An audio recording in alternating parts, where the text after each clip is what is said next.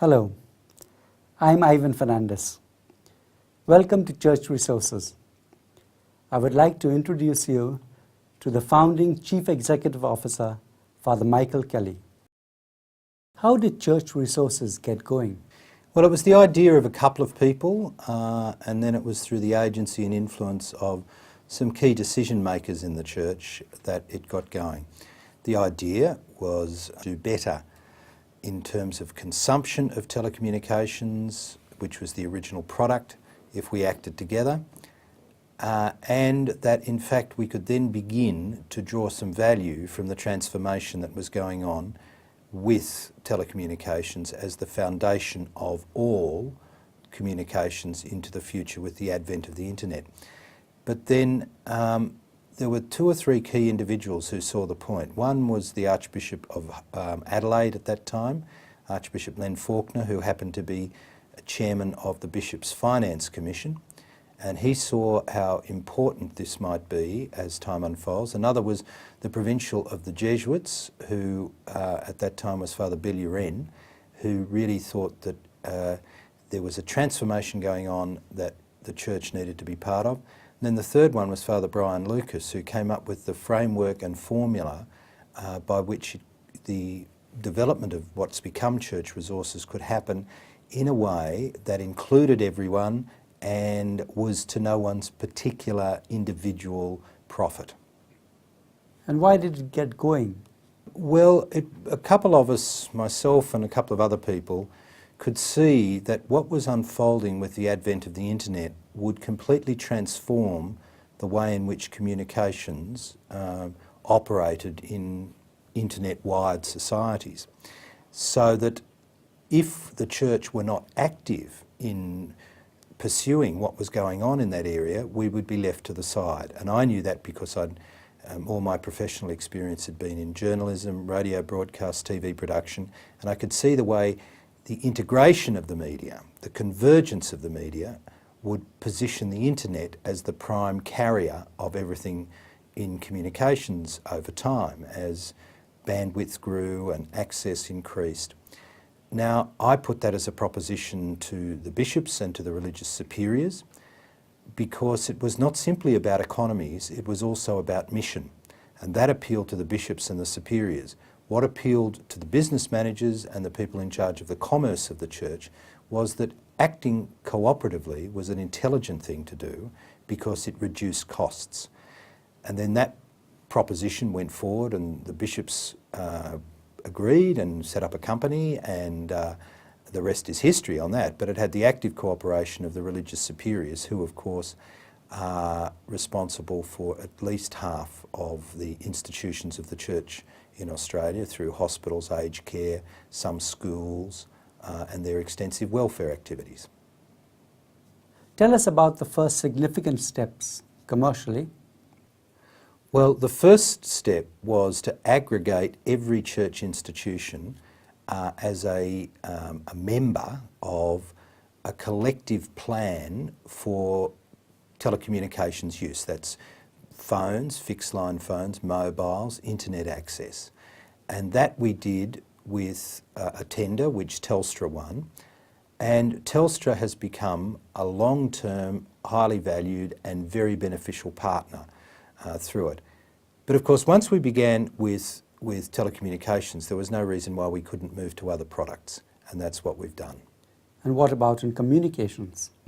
Well, of course, what Telstra provides for the country in many ways, but also for many, many businesses, organisations and communications companies, is the infrastructure that makes the communications possible.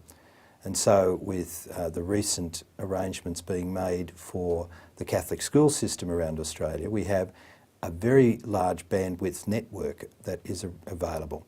But those networks and those pipes need content, and that's where the communications come. So we began lots of activities to create newsletters, interactive websites, a television channel on Foxtel, which is called Aurora, a range of things which either Church Resources continues to manage and participate in or is passed on to other groups. enabling other church groups to realise their capacity in an age when everybody certainly can have a website, but they can also be a publisher, a broadcaster and a television agency in their own right. How did Church Resources develop to what it is today?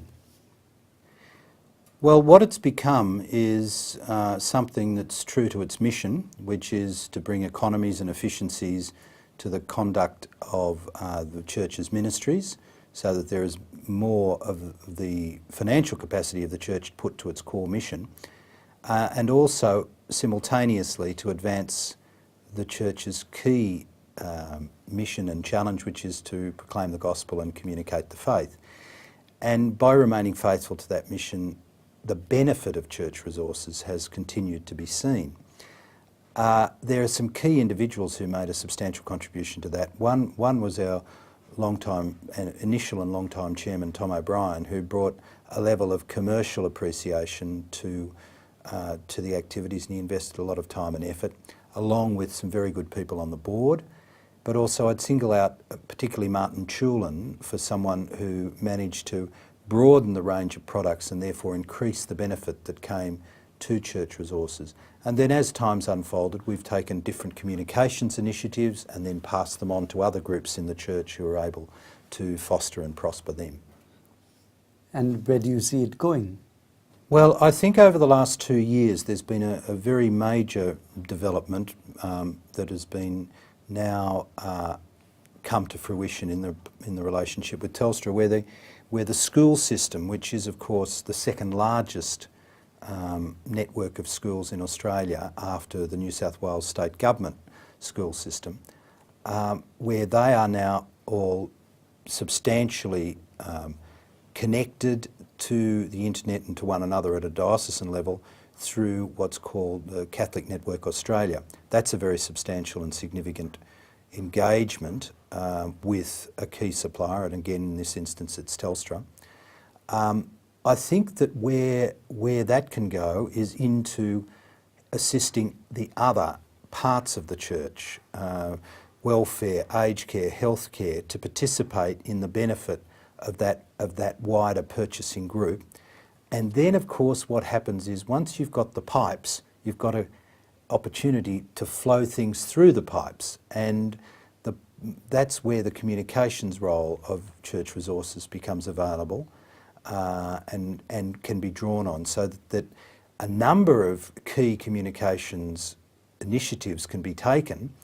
I would think of the unfolding of IPTV, of the production, the electronic production and distribution of newsletters to parish communities, school communities, you name it, it can happen. It's what Bill Gates said about the only limit on what can be done is what you can imagine. So I think that the prospect, as long as Church Resources remains faithful, which is bringing economies and efficiencies and adding value to the church's communications ministry, as long as those things are kept hold of, I think the prospects for Church Resources are very high, because people in the church, from leadership to rank and file, will see the benefit that's being brought, the way in which when the church works together it can be much more effective and much more substantial in its impact than if it operates in a divided or segmented way. Father Michael Kelly, thank you.